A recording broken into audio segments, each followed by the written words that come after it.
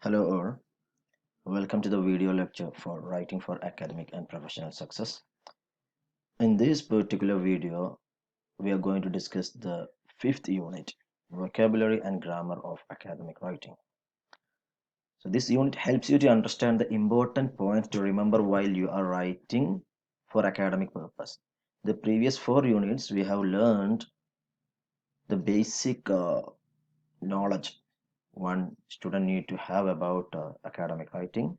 From here onwards, we are moving on to the practical side of academic writing. So this chapter, this particular unit, familiarize you with the basic things or important points you have to remember while you are attempting an academic writing.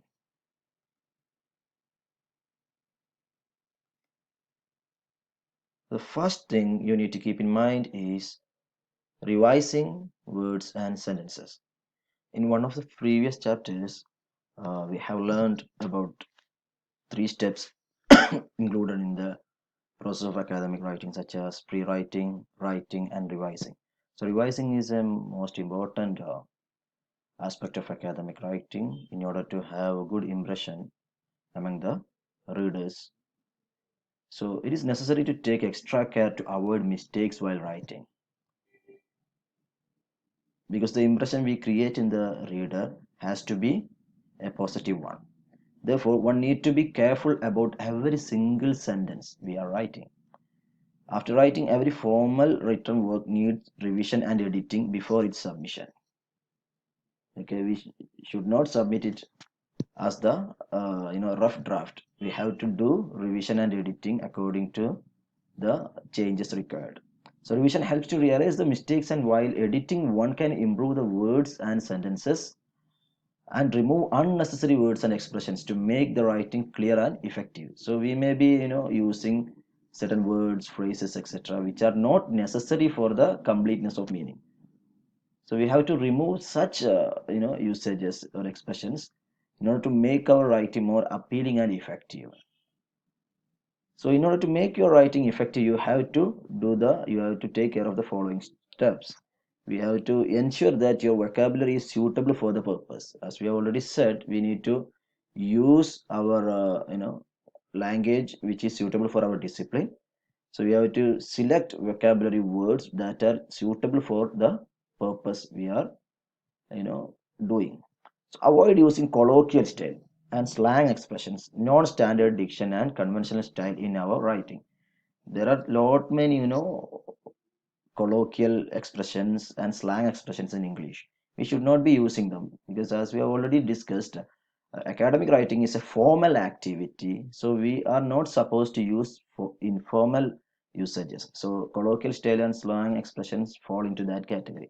Similarly, we should not use non-standard diction, words and expressions which are not acceptable in the public.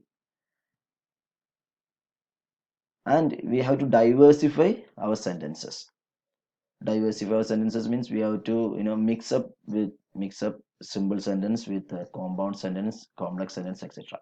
Then we have to remove redundant expressions and avoid wordy sentences. We have to remove expressions which are hard to catch, and we have to also avoid wordy sentences. There is no need to using so many words while writing. We have to use words that are necessary for the completion of meaning. And we have to use parallelism as well. And we have to maintain the tense in a particular academic writing. In a particular paragraph, we have to maintain the same tense, and we have to remove weak phrases and use strong verbs instead. So the first thing we have to take care of is vocabulary. So vocabulary in academic writing. To maintain the formal nature of writing, one need to be careful about the selection of words. Okay, as we already said, academic writing has to be formal in nature. So in order to make our academic writing formal, we have to be careful about the selection of words. The text should communicate the idea properly to the readers. There are a few suggestions to improve the quality of your vocabulary. The first thing is to familiarize yourself with the words listed in academic word list, AWL. We'll learn more in detail about academic word list in the next slide. So the first step we have to do is to familiarize ourselves with the words listed in academic word list. It will help you to pick the right words while you are writing. And we have to also avoid informal words and expressions and colloquial and slang expressions while doing our writing. And we have to use discourse markers to link your ideas and to signal transition. And also we have to make your writing less wordy. Okay, we'll be discussing all these things in detail in the coming slides. What is meant by academic word list or AWL? The high frequency words in academic works in English language are referred to as academic word list.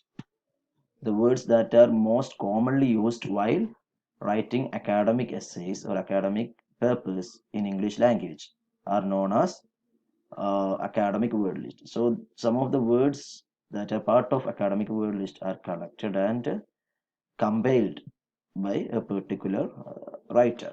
So the academic word list or AWL includes a main list and a sub list. Learning the words in the list will enable you to understand academic text as well. The list includes words often used in different academic disciplines. Averil Coxhead, she's a professor from Victoria University of Wellington, New Zealand, was among the earliest compilers of academic word list. After examining papers from different disciplines, she came up with 570 head words which are commonly seen in academic writings. So the most frequently used words from Averil Cox's list are given in page 73 of our textbook prescribed writing for academic and professional success. You have to refer the page number 73. There is a table 5.1. So please go through that particular table. You will come across almost 50 head words that are frequently used and selected from Averil Cox's list. And another important thing that we should take care of avoiding words and phrases while certain words and phrases while writing, while attempting academic writing. So there are certain categories to be avoided in your writing. However, there is no strict ban for everything. Okay, there is no strict ban, but it's better if we are able to avoid some of these usages. So you are not expected to use the words you make use of in everyday conversation in your academic writing. Okay, as we already said, academic writing is a formal activity, so we should not be using words and usages that we frequently use in our everyday conversation, which is informal in nature. So in page number 75, there is a table 5.2. The photo of that is given in this slide. So you have to, it's better if you refer the textbook page number 75. This table 5.2 gives us a list of usages that should be avoided while writing academic papers. For example, we should avoid contracted forms such as can't, isn't, doesn't, etc. Instead, we should use cannot, is not, does not, etc. And informal or phrasal verbs should not be used. Then intensifiers. So many things are explained in this table. So please go through the table and make you familiarize with the things that should not be used or things that should be avoided while attempting academic writing. So refer page number 75, table 5.2. So as we already said, we have to avoid certain usages. So for when we avoid certain usages, we have to use some other usages instead, right? So that alternative expressions which we can actually use for academic writing are given in page number in the table 5.5 in page number 77 and 78. So please go through these two pages as well so that you can find which are the things we can actually use while writing academic essays Okay, so in the previous slide we came across things we should avoid while writing academic essays. In this particular slide, in this particular table, we will be familiarizing ourselves with certain usages that we can use as alternative expressions. Next, we have to discuss discourse markers. So, discourse markers. Discourse is a unit of language longer than a sentence. Okay, discourse is a combination of words which is usually longer than a sentence and which carries a particular meaning. So it may be one or two sentences or a lengthy piece of writing like a paragraph. So discourse markers are those words or phrases which are used to connect one discourse to another discourse, or one idea to another idea, or one paragraph to another paragraph.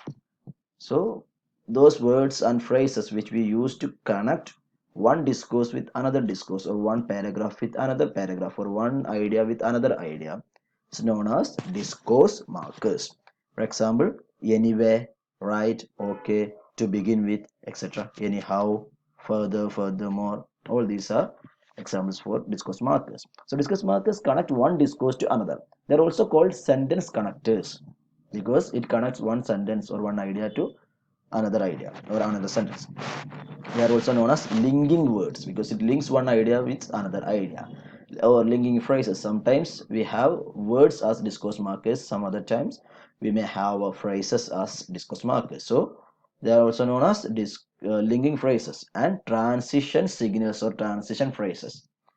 So a table 5.4 is given in the slide. You can see that in the textbook as well.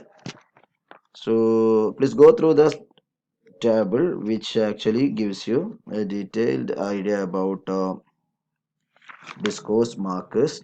It is actually given in the page number 79 of your textbook. So please refer that as well.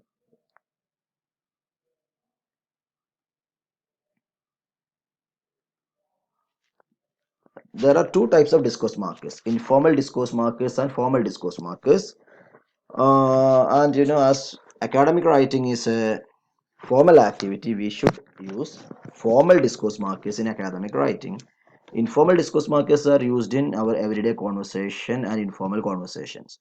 So in page number 80 of your textbook, table 5.5 is given, which is an examples which have examples for informal discourse markers. And in the same page, page number 80, there is a table 5.6 which has examples of formal discourse markers. All these two tables are shown in this particular slide. So please go through these words or phrases that are used as formal discourse markers as well as informal discourse markers and make you familiarize with them and be equipped to face the examination. Next, completeness of sentence. As we already said, we have to write sentences in a way to convey the idea completely to the reader. So a sentence is a group of words arranged properly to make a sense. It is the basic unit of a language. As we all know, sentence is the basic unit of language. It starts with a capital letter and ends with a full stop or period or exclamation or a question mark. A sentence contains a subject and a verb. It is a must. Okay, a sentence should have a subject and a verb. A clause contains a subject and a predicate, and it is the smallest grammatical unit that can express a complete proposition. An independent clause or a group of words that can stand alone as an independent thought is a complete sentence. Whereas a dependent clause does not make complete sense, so it cannot stand alone. A dependent clause is also called a subordinate clause. So you have to know these basic details: what is meant by sentence, what is meant by clause, what is meant by independent clause, what is meant by dependent clause, etc. So this is actually given in the page number 83 of your textbook. We'll deal or we'll discuss it in detail in the next video.